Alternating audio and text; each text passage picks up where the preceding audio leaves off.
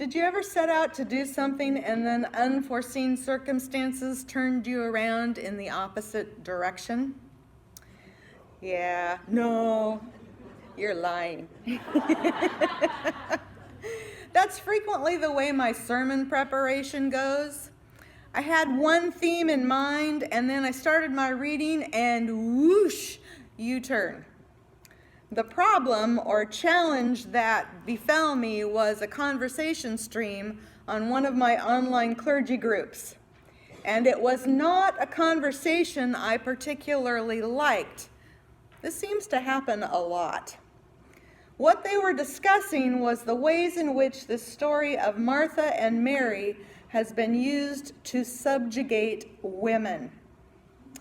My basic reaction was a horrified, no, no, no, no, no, or something like that. Don't ruin a perfectly good Bible story. Don't ruin one of my favorite Bible stories of two strong women, women who were friends of Jesus, women who were disciples. Surely it's not true. But I did my best to keep my mind open, and I kept reading.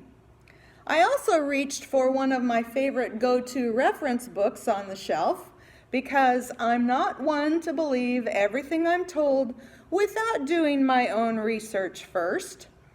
And basically, my book verified everything they were saying. And it made me wonder, why hadn't I picked up on this before? You may already be aware of all of this, but for those of you who are not, let me share a bit of what I found with you. And even if this is a cringe-worthy issue for you, bear with me, because it's worth considering. Because this is something like the issue of white privilege. It's pervasive. We're born into it. It's built into our psyches, and we may not be able to identify it because we're living it. We may not see it until someone who's being hurt by our privilege steps up and says, hey, this isn't right. But in this instance, we'll call this issue patriarchal culture privilege. Bet you can't say that 3 times fast. It's one of those can't see the forest for the trees things because we're born into it. We've become so used to it that we're often blind to the problems inherent in the system until someone stands up and says, hey, this isn't right. And like any other challenge in life, we have to know it, name it, see it for what it is in order to change it. At the root of the problem is the fact that Luke includes this story of Martha and Mary's disagreement, while none of the other gospel writers include stories of any other disciples getting into any kind of disagreement about daily chores or responsibilities. They may argue about weighty matters like who will sit at the right hand of Jesus, but nothing so mundane as who will cook and serve and who will sit and listen to Jesus. At least that's how it appears on the surface. Therefore, people have used this story to show that women belong in the home, doing housewifely tasks. There was even a Martha Society in England dedicated to the promotion of this philosophy. Of course, the members of the Martha Society didn't stay in their homes because they were traveling around telling other women to do so. But I guess it's the thought that counts. People have also used this passage to show that Mary was not a true disciple because she's just sitting passively at Jesus' feet, whereas a true learner would be asking questions and dialoguing with the rabbi, like little Jesus did when he was in the temple with all the rabbis. And then there's my favorite. Ready? This is a cat fight.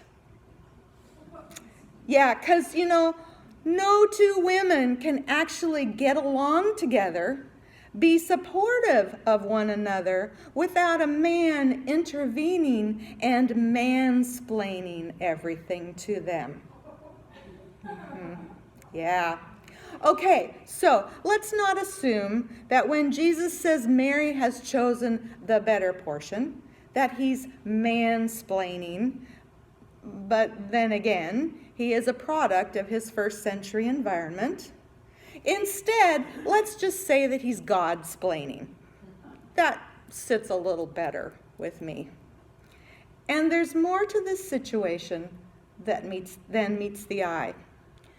We need to pull Martha and Mary out from under all of this garbage that's been heaped upon them over the centuries. We need to understand Luke's true purpose in including this story. Let's start with Martha. She's complaining because she's doing all the work, right? And Mary's just sitting there. The word for work that's used is diakonia. That word has nothing to do with cooking dinner. It does refer to doing God's work. Luke only uses the word diakonia 8 times in his writings. 6 times were in the occasion of material relief for those in need.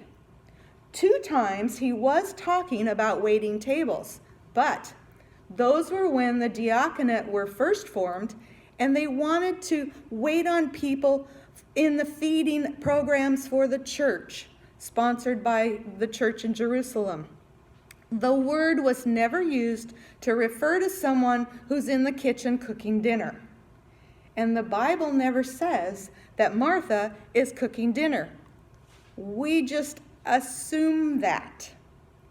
United Church of Christ pastor and author Stan Duncan explains it's enticing to think that Martha's out doing something good for the community. She's gotten frustrated with it, and she's resentful that Mary isn't helping. Martha's probably at Little League or the Red Cross or sponsoring brownies or PTA or building a house with Habitat for Humanity, and she's resentful that Mary seems to be taking a theology class instead of swinging her hammer. Does that mean that Jesus was wrong in telling Martha that Mary has chosen the better portion? No. Because Jesus wanted Martha to understand that before you can go out and do for others, you have to take care of your emotional and spiritual needs. You have to fill your cup. You won't do very well caring for others if your own reserves are low. That's basically what Mary is doing. She's choosing the better portion. She's choosing the one thing that will prepare her heart, mind, and soul for the rest of what is required of her in life. As Reverend Duncan writes, Mary was sitting at the feet of Jesus and learning the truths of the Bible and theology and religion. If you don't start there, then sooner or later, all of the good works you do will begin to feel hollow and empty. You'll be doing them not because you love the person, but because you have to. You'll be doing them because they are your duty. They won't be charged with joy. And Jesus is doing the same thing. Most of the stories we read about Jesus have him teaching and healing and going and doing. But then we find these little gems that remind us that he was this human being who needed restoration. He needed to choose the better portion, the one thing that would prepare his heart, mind, and soul for the rest of what was required of him. And that's what drew him to Martha's house. That's what brought him to this safe space where he was always welcomed with great hospitality because Martha, Mary, and Lazarus were his friends. This was a safe environment for Jesus, one of those places where he didn't have to figure out how to feed the multitudes or heal the sick people. Well, except with the exception of the time that Lazarus died, and that was kind of an extenuating circumstance.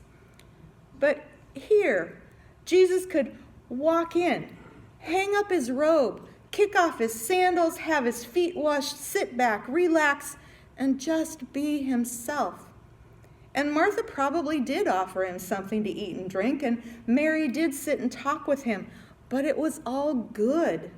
And whether Jesus and Mary were having a deep philosophical discussion, or they were just chatting and catching up on life, or if they were talking about where Jesus' new life would take him next, or if they were having a deep philosophical discussion about that, we don't know. But we know this was a good place for Jesus to be. We also know that we must find those places for ourselves. It may be your own living room, or it may be a place that isn't your home, but it feels like home, or maybe better than home, because you don't have to do chores there, unless you want to. But it's a place where you feel welcome, because there's hospitality and there's someone there to love you, pamper you, see to your well-being.